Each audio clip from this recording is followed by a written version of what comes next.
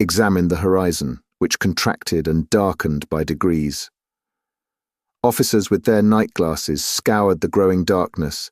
Sometimes the ocean sparkled under the rays of the moon, which darted between two clouds. Then all trace of light was lost in the darkness. In looking at Conseil, I could see he was undergoing a little of the general influence. At least I thought so. Perhaps for the first time his nerves vibrated to a sentiment of curiosity. "Come, Conseil," said I. "This is the last chance of pocketing the $2,000. "May I be permitted to say, sir," replied Conseil, "that I never reckoned on getting the prize, and had the government of the Union offered $100,000, it would have been none the poorer."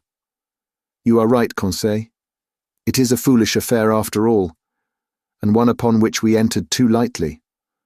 What time lost, what useless emotions. We should have been back in France 6 months ago."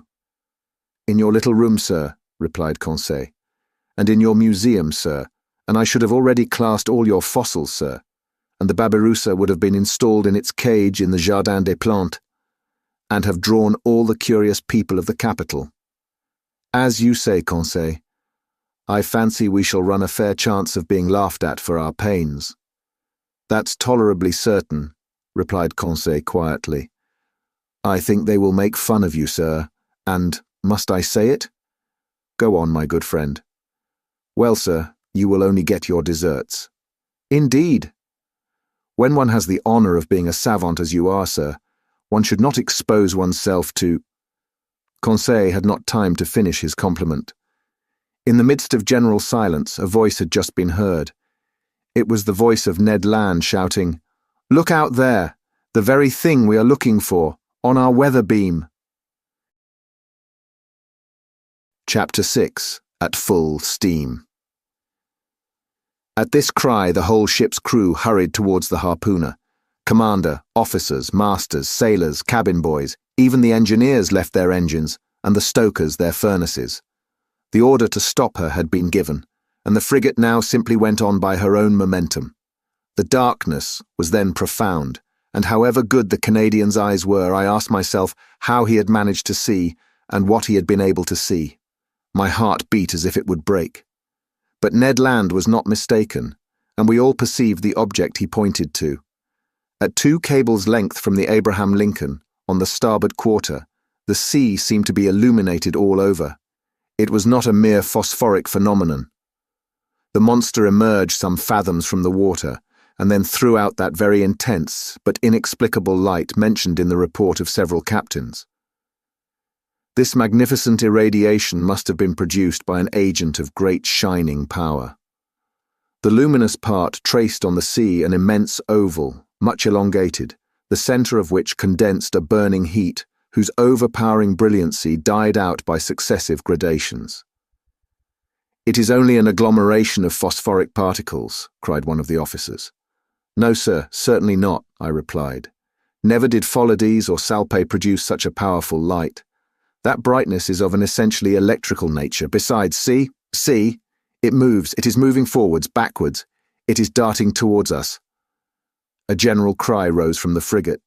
"Silence," said the captain. "Up with the helm, reverse the engines." The steam was shut off, and the Abraham Lincoln, beating to port, described a semicircle. "Right the helm, go ahead," cried the captain. These orders were executed, and the frigate moved rapidly from the burning light. I was mistaken. She tried to sheer off, but the supernatural animal approached with a velocity double her own. We gasped for breath. Stupefaction more than fear made us dumb and motionless. The animal gained on us, sporting with the waves. It made the round of the frigate, which was then making 14 knots, and enveloped it with its electric rings like luminous dust. Then it moved away 2 or 3 miles, leaving a phosphorescent track, like those volumes of steam that the express trains leave behind. All at once, from the dark line of the horizon, whither it retired to gain its momentum, the monster rushed suddenly towards the Abraham Lincoln with alarming rapidity, stopped suddenly about 20 feet from the hull, and died out, not diving under the water, for its brilliancy did not abate, but suddenly, and as if the source of this brilliant emanation was exhausted. Then it reappeared on the other side of the vessel, as if it had turned and slid under the hull. Any moment a collision might have occurred which would have been fatal to us. However, I was astonished at the manoeuvres of the frigate. She fled and did not attack. On the captain's face, generally so impassive, was an expression of unaccountable astonishment. "Mr. Aronnax," he said, "I do not know with what formidable being I have to deal, and I will not imprudently risk my frigate in the midst of this darkness. Besides, how attack this unknown thing? How defend oneself from it? Wait for daylight, and the scene will change." "You have no further doubt, Captain, of the nature of the animal?" "No, sir. It is evidently a gigantic narwhal, and an electric one." "Perhaps," added I, "one can only approach it with a gymnotus or a torpedo." "Undoubtedly," replied the captain. "If it possesses such dreadful power, it is the most terrible animal that ever was created. That is why, sir, I must be on my guard." The crew were on their feet all night. No one thought of sleep. The Abraham Lincoln, not being able to struggle with such velocity, had moderated its pace and sailed at half speed. For its part, the narwhal, imitating the frigate, let the waves rock it at will, and seemed decided not to leave the scene of the struggle. Towards midnight, however, it disappeared, or, to use a more appropriate term, it died out, like a large glowworm. Had it fled? One could only fear, not hope. But at 7 minutes to 1 o'clock in the morning, a deafening whistling was heard, like that produced by a body of water rushing with great violence. The captain, Ned Land, and I were then on the poop, eagerly peering through the profound darkness. "Ned Land," asked the commander, "you have often heard the roaring of whales?" "Often, sir, but never such whales the sight of which brought me in $2,000, if I can only approach within 4 harpoon lengths of it." "But to approach it," said the commander, "I ought to put a whaler at your disposal." "Certainly, sir. That will be trifling with the lives of my men." "And mine too," simply said the harpooner. Towards 2 o'clock in the morning the burning light reappeared, not less intense, about 5 miles to windward of the Abraham Lincoln. Notwithstanding the distance and the noise of the wind and sea, one heard distinctly the loud strokes of the animal's tail, and even its panting breath. It seemed that, at the moment that the enormous narwhal had come to take breath at the surface of the water, the air was engulfed in its lungs, like the steam in the vast cylinders of a machine of 2,000 horsepower. Thought I, a whale with the strength of a cavalry regiment would be a pretty whale. We were on the qui-vive till daylight and prepared for the combat.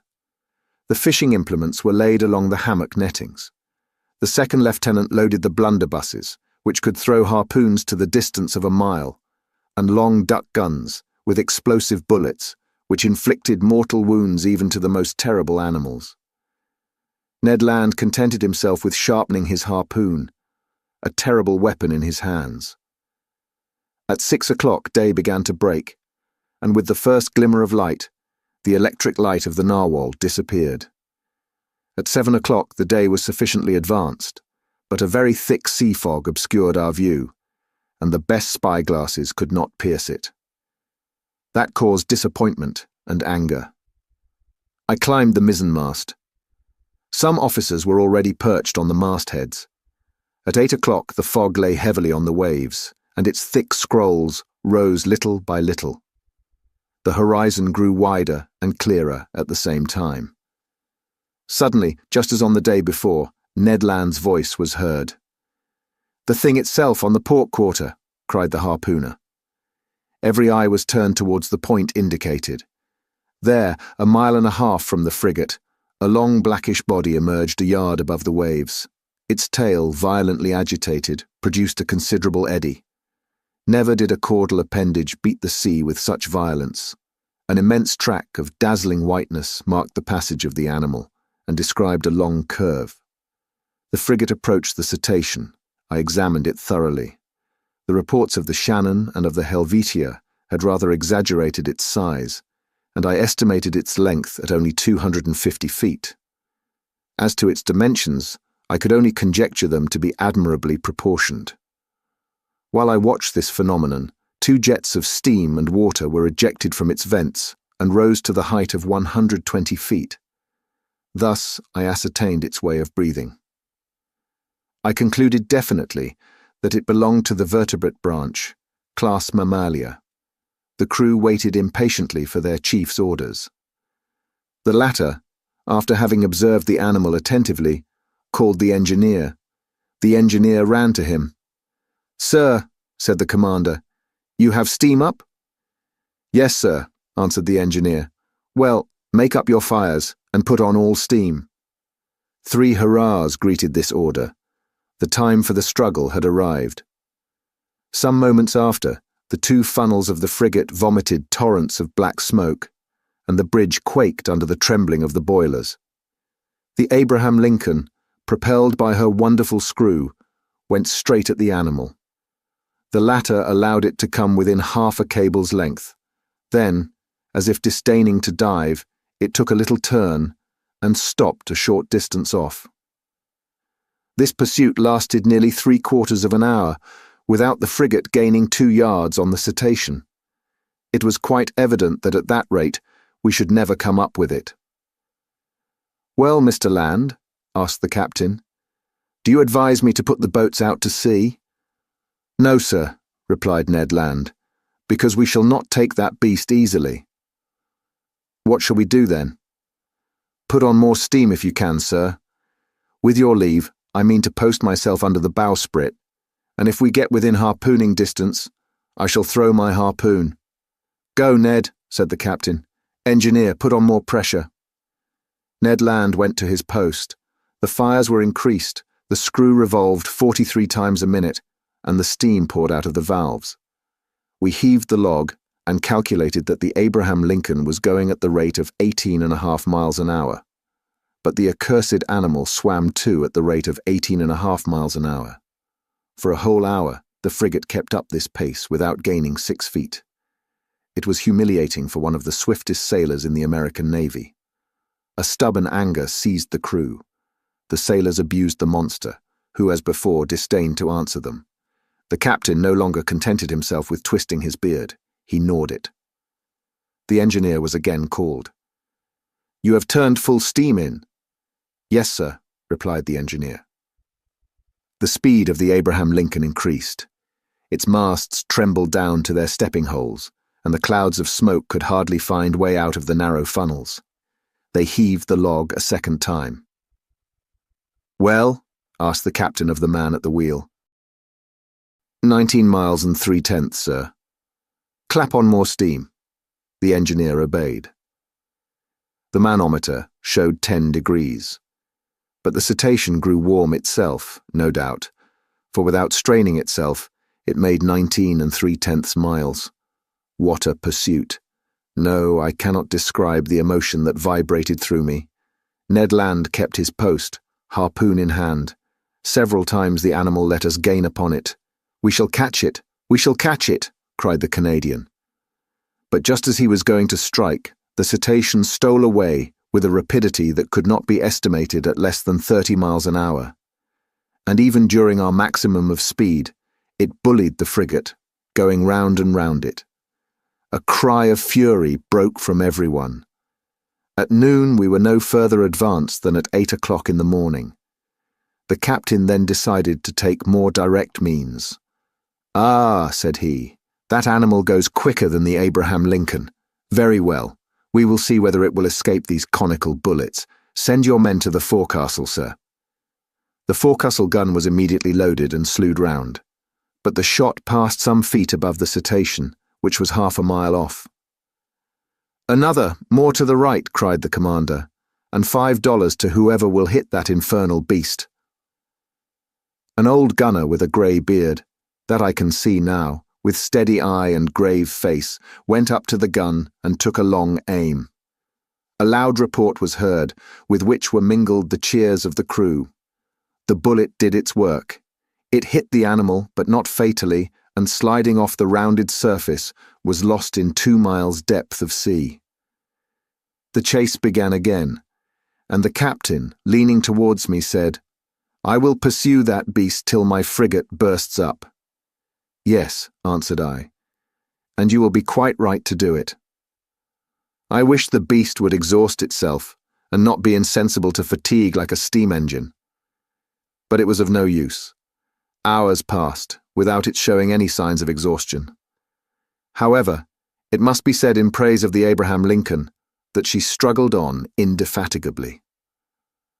I cannot reckon the distance she made under 300 miles during this unlucky day, November 6th. But night came on and overshadowed the rough ocean. Now I thought our expedition was at an end, and that we should never again see the extraordinary animal. I was mistaken. At 10 minutes to 11 in the evening, the electric light reappeared 3 miles to windward of the frigate, as pure, as intense as during the preceding night. The narwhal seemed motionless. Perhaps, tired with its day's work, it slept, letting itself float with the undulation of the waves. Now was a chance of which the captain resolved to take advantage. He gave his orders. The Abraham Lincoln kept up half steam and advanced cautiously so as not to awake its adversary. It is no rare thing to meet in the middle of the ocean whales so sound asleep that they can be successfully attacked, and Ned Land had harpooned more than one during its sleep. The Canadian went to take his place again under the bowsprit. The frigate approached noiselessly, stopped at 2 cables' lengths from the animal, and following its track. No one breathed. A deep silence reigned on the bridge. We were not 100 feet from the burning focus, the light of which increased and dazzled our eyes. At this moment, leaning on the forecastle bulwark, I saw below me Ned Land, grappling the martingale in one hand, brandishing his terrible harpoon in the other, scarcely 20 feet from the motionless animal. Suddenly his arm straightened, and the harpoon was thrown. I heard the sonorous stroke of the weapon, which seemed to have struck a hard body. The electric light went out suddenly, and 2 enormous waterspouts broke over the bridge of the frigate, rushing like a torrent from stem to stern, overthrowing men and breaking the lashings of the spars. A fearful shock followed, and thrown over the rail without having time to stop myself, I fell into the sea. Chapter 7. An Unknown Species of Whale. This unexpected fall so stunned me that I have no clear recollection of my sensations at the time. I was at first drawn down to a depth of about 20 feet. I am a good swimmer, though without pretending to rival Byron or Edgar Poe, who were masters of the art. And in that plunge, I did not lose my presence of mind. 2 vigorous strokes brought me to the surface of the water. My first care was to look for the frigate. Had the crew seen me disappear? Had the Abraham Lincoln veered round? Would the captain put out a boat? Might I hope to be saved? The darkness was intense. I caught a glimpse of a black mass disappearing in the east, its beacon lights dying out in the distance. It was the frigate. I was lost. "Help! Help!" I shouted, swimming towards the Abraham Lincoln in desperation. My clothes encumbered me. They seemed glued to my body and paralyzed my movements. I was sinking. I was suffocating. "Help!" This was my last cry. My mouth filled with water, I struggled against being drawn down the abyss. Suddenly my clothes were seized by a strong hand, and I felt myself quickly drawn up to the surface of the sea, and I heard these words pronounced in my ear. If Master would be so good as to lean on my shoulder, Master would swim with much greater ease. I seized with one hand my faithful Conseil's arm. "Is it you?" said I. "You?" "Myself," answered Conseil, "and waiting Master's orders." "That shock threw you as well as me into the sea." "No, but being in my master's service, I followed him." The worthy fellow thought that was but natural. "And the frigate?" I asked. "The frigate," replied Conseil, turning on his back. "I think that Master had better not count too much on her." "You think so?" "I say that, at the time I threw myself into the sea, I heard the men at the wheel say, 'The screw and the rudder are broken.'" Broken? Yes, broken by the monster's teeth. It is the only injury the Abraham Lincoln has sustained. But it is a bad lookout for us. She no longer answers her helm. Then we are lost. Perhaps so, calmly answered Conseil. However, we have still several hours before us, and one can do a good deal in some hours. Conseil's imperturbable coolness set me up again. I swam more vigorously, but cramped by my clothes, which stuck to me like a leaden weight, I felt great difficulty in bearing up. Conseil saw this. "Will master let me make a slit?" said he, and slipping an open knife under my clothes, he ripped them up from top to bottom very rapidly. Then he cleverly slipped them off me, while I swam for both of us. Then I did the same for Conseil, and we continued to swim near to each other. Nevertheless, our situation was no less terrible. Perhaps our disappearance had not been noticed, and if it had been, the frigate could not tack, being without its helm. Conseil argued on this supposition, and laid his plans accordingly. This phlegmatic boy was perfectly self-possessed. We then decided that, as our only chance of safety was being picked up by the Abraham Lincoln's boats, we ought to manage so as to wait for them as long as possible. I resolved then to husband our strength, so that both should not be exhausted at the same time, and this is how we managed. While one of us lay on our back, quite still, with arms crossed and legs stretched out, the other would swim and push the other on in front. This towing business did not last more than 10 minutes each, and relieving each other thus, we could swim on for some hours, perhaps till daybreak. Poor chance, but hope is so firmly rooted in the heart of man. Moreover, there were two of us. Indeed, I declare, though it may seem improbable, if I sought to destroy all hope, if I wished to despair, I could not. The collision of the frigate with the cetacean had occurred about 11 o'clock the evening before. I reckoned then we should have 8 hours to swim before sunrise, an operation quite practicable if we relieved each other. The sea, very calm, was in our favour. Sometimes I tried to pierce the intense darkness that was only dispelled by the phosphorescence caused by our movements.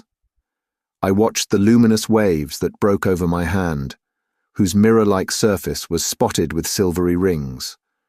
One might have said that we were in a bath of quicksilver. Near 1 o'clock in the morning, I was seized with dreadful fatigue. My limbs stiffened under the strain of violent cramp.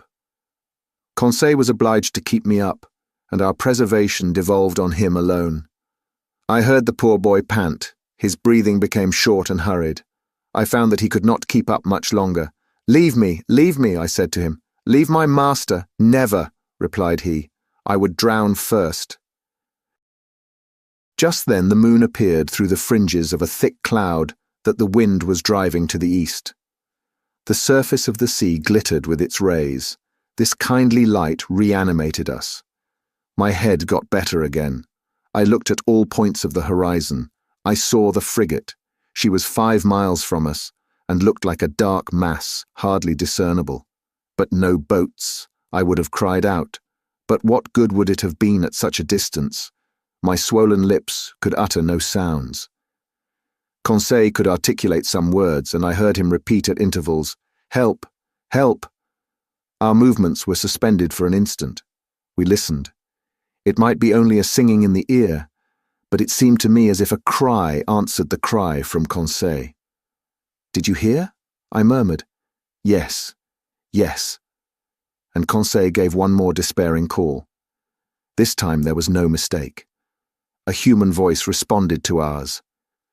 Was it the voice of another unfortunate creature abandoned in the middle of the ocean, some other victim of the shock sustained by the vessel? Or rather, was it a boat from the frigate that was hailing us in the darkness? Conseil made a last effort, and leaning on my shoulder, while I struck out in a despairing effort, he raised himself half out of the water, then fell back exhausted. "What did you see?" "I saw," murmured he, "I saw. But do not talk. Reserve all your strength." What had he seen? Then, I know not why, the thought of the monster came into my head for the first time. But that voice.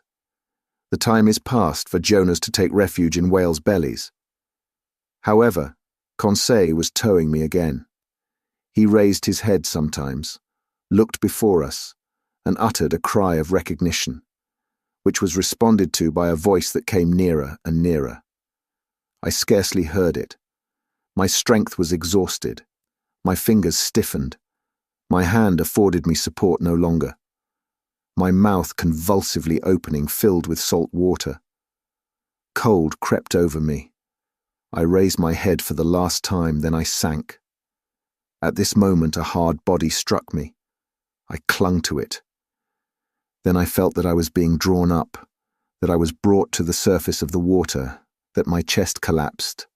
I fainted. It is certain that I soon came to, thanks to the vigorous rubbings that I received. I half opened my eyes. "Conseil," I murmured. "Does master call me?" asked Conseil. Just then, by the waning light of the moon which was sinking down to the horizon, I saw a face which was not Conseil's and which I immediately recognized. "Ned," I cried. "The same, sir, who is seeking his prize," replied the Canadian. "Were you thrown into the sea by the shock to the frigate?" "Yes, Professor, but more fortunate than you, I was able to find a footing almost directly upon a floating island." "An island? Or more correctly speaking, on our gigantic narwhal." "Explain yourself, Ned." "Only I soon found out why my harpoon had not entered its skin and was blunted." "Why, Ned, why?" "Because, Professor, that beast is made of sheet iron." The Canadian's last words produced a sudden revolution in my brain. I wriggled myself quickly to the top of the being, or object, half out of the water, which served us for a refuge. I kicked it. It was evidently a hard, impenetrable body, and not the soft substance that forms the bodies of the great marine mammalia. But this hard body might be a bony carapace, like that of the antediluvian animals, and I should be free to class this monster among amphibious reptiles, such as tortoises or alligators. Well, no. The blackish back that supported me was smooth, polished, without scales. The blow produced a metallic sound, and incredible though it may be, it seemed, I might say, as if it was made of riveted plates. There was no doubt about it. This monster, this natural phenomenon that had puzzled the learned world and overthrown and misled the imagination of seamen of both hemispheres, it must be owned. A still more astonishing phenomenon, inasmuch as it was a simply human construction. We had no time to lose, however. We were lying upon the back of a sort of submarine boat, which appeared, as far as I could judge, like a huge fish of steel.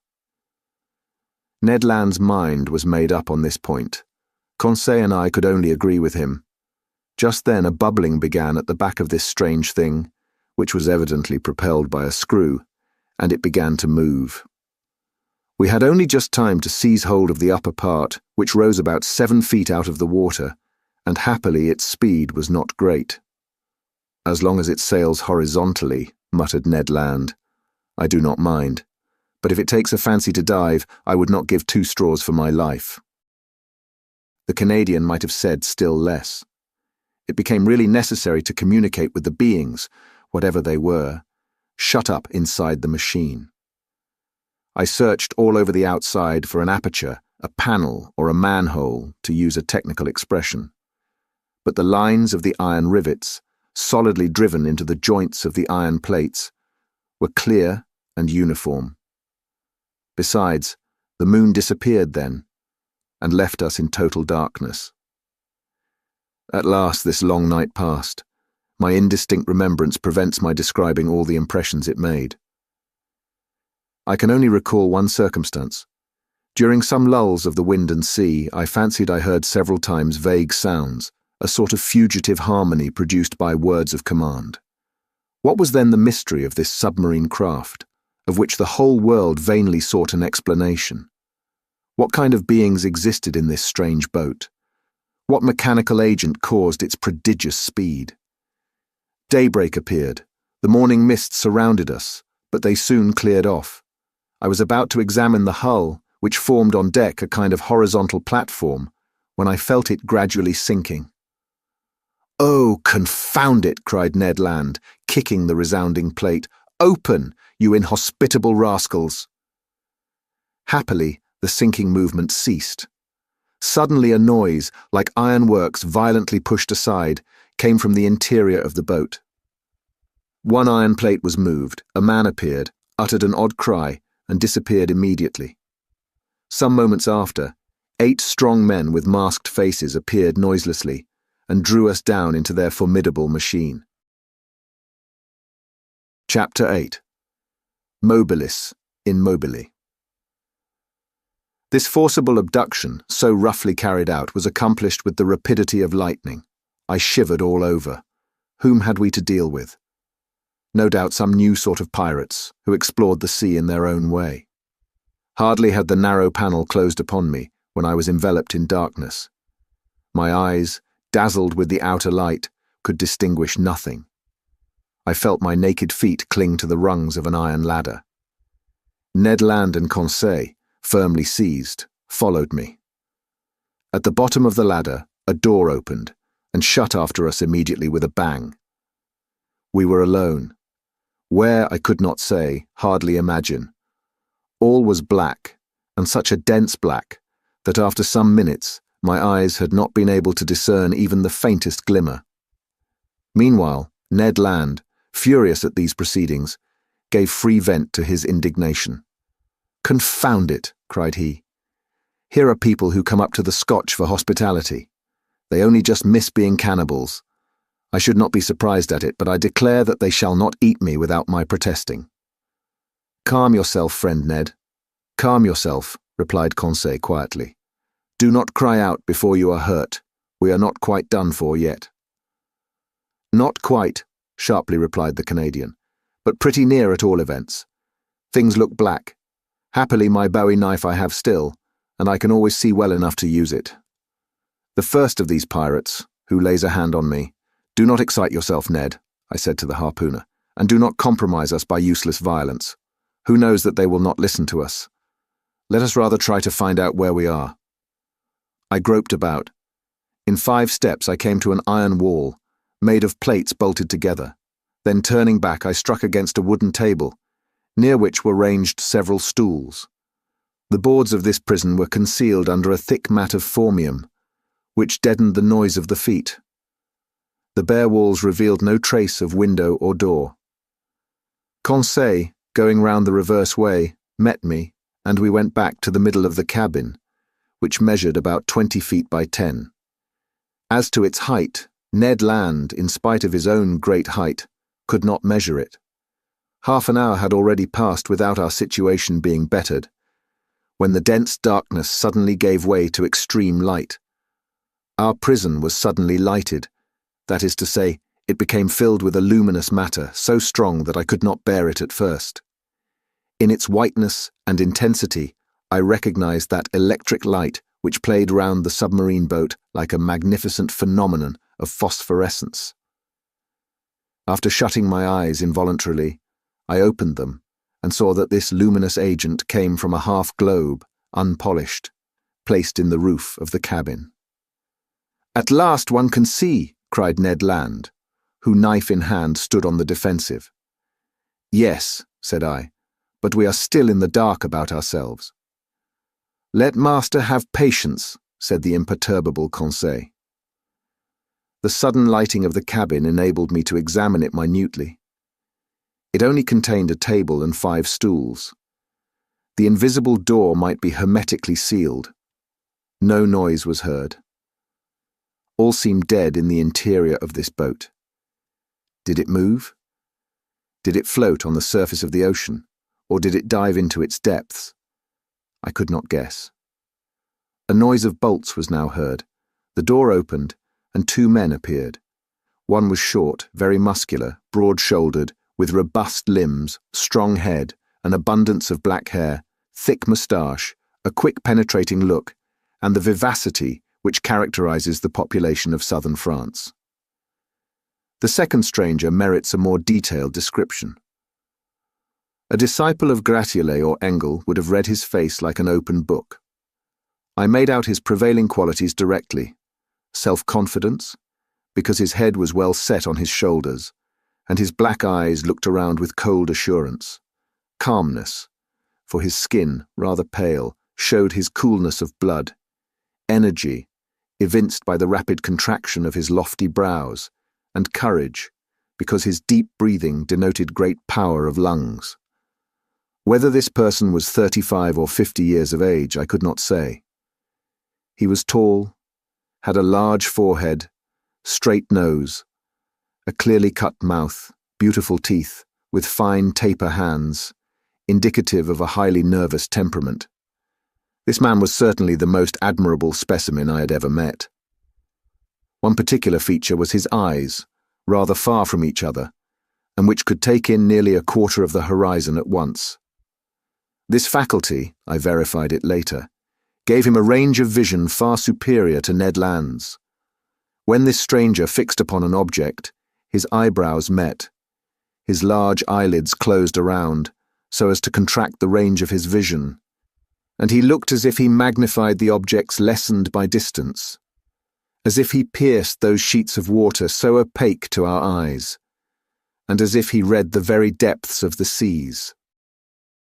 The two strangers, with caps made from the fur of the sea otter, and shod with sea boots of seal's skin, were dressed in clothes of a particular texture, which allowed free movement of the limbs.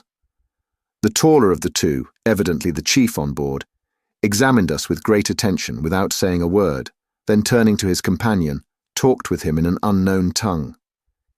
It was a sonorous, harmonious, and flexible dialect, the vowels seeming to admit a very varied accentuation.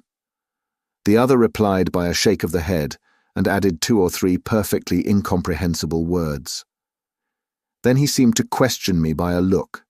I replied in good French that I did not know his language, but he seemed not to understand me, and my situation became more embarrassing. "If master were to tell our story," said Conseil, "perhaps these gentlemen may understand some words." I began to tell our adventures, articulating each syllable clearly, and without omitting one single detail. I announced our names and rank, introducing in person Professor Aronnax, his servant Conseil, and Master Ned Land, the harpooner. The man with the soft, calm eyes listened to me quietly, even politely, and with extreme attention, but nothing in his countenance indicated that he had understood my story. When I finished, he said not a word. There remained one resource: to speak English. Perhaps they would know this almost universal language. I knew it as well as the German language, well enough to read it fluently but not to speak it correctly. But anyhow, we must make ourselves understood. "Go on in your turn," I said to the harpooner. "Speak your best Anglo-Saxon and try to do better than I." Ned did not beg off, and recommenced our story. To his great disgust, the harpooner did not seem to have made himself more intelligible than I had. Our visitors did not stir. They evidently understood neither the language of Arago nor of Faraday. Very much embarrassed, after having vainly exhausted our speaking resources, I knew not what part to take. When Conseil said, "If master will permit me, I will relate it in German." But in spite of the elegant terms and good accent of the narrator, the German language had no success. At last, nonplussed, I tried to remember my first lessons and to narrate our adventures in Latin, but with no better success. This last attempt being of no avail, the two strangers exchanged some words in their unknown language and retired. The door shut. "It is an infamous shame," cried Ned Land, who broke out for the 20th time. "We speak to those rogues in French, English, German, and Latin, and not one of them has the politeness to answer." "Calm yourself," I said to the impetuous Ned. "Anger will do no good." "But do you see, Professor," replied our irascible companion, "that we shall absolutely die of hunger in this iron cage?" "Bah," said Conseil philosophically. "We can hold out some time yet."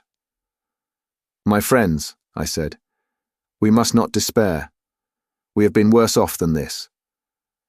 Do me the favour to wait a little before forming an opinion upon the commander and crew of this boat. My opinion is formed, replied Ned Land sharply. They are rascals. Good. And from what country? From the land of rogues. My brave Ned, that country is not clearly indicated on the map of the world, but I admit that the nationality of the two strangers is hard to determine. Neither English, French, nor German, that is quite certain. However, I am inclined to think that the commander and his companion were born in low latitudes. There is southern blood in them, but I cannot decide by their appearance whether they are Spaniards, Turks, Arabians, or Indians. As to their language, it is quite incomprehensible. There is the disadvantage of not knowing all languages, said Conseil, or the disadvantage of not having one universal language. As he said these words, the door opened. A steward entered. He brought us clothes, coats and trousers, made of a stuff I did not know. I hastened to dress myself, and my companions followed my example. During that time, the steward, dumb, perhaps deaf, had arranged the table and laid 3 plates. This is something like, said Conseil. Bah, said the rancorous harpooner. What do you suppose they eat here? Tortoise liver, filleted shark, and beefsteaks from sea dogs. We shall see, said Conseil. The dishes of bell metal were placed on the table, and we took our places. Undoubtedly we had to do with civilized people, and had it not been for the electric light which flooded us, I could have fancied I was in the dining room of the Adelphi Hotel at Liverpool, or at the Grand Hotel in Paris. I must say, however, that there was neither bread nor wine. The water was fresh and clear, but it was water, and did not suit Ned Land's taste. Amongst the dishes which were brought to us, I recognized several fish delicately dressed, but of some, although excellent, I could give no opinion, neither could I tell to what kingdom they belonged, whether animal or vegetable. As to the dinner service, it was elegant and in perfect taste. Each utensil, spoon, fork, knife, plate had a letter engraved on it, with a motto above it, of which this is an exact facsimile. Mobilis in mobili. Her letter N was no doubt the initial of the name of the enigmatical person who commanded at the bottom of the sea. Ned and Conseil did not reflect much. They devoured the food, and I did likewise.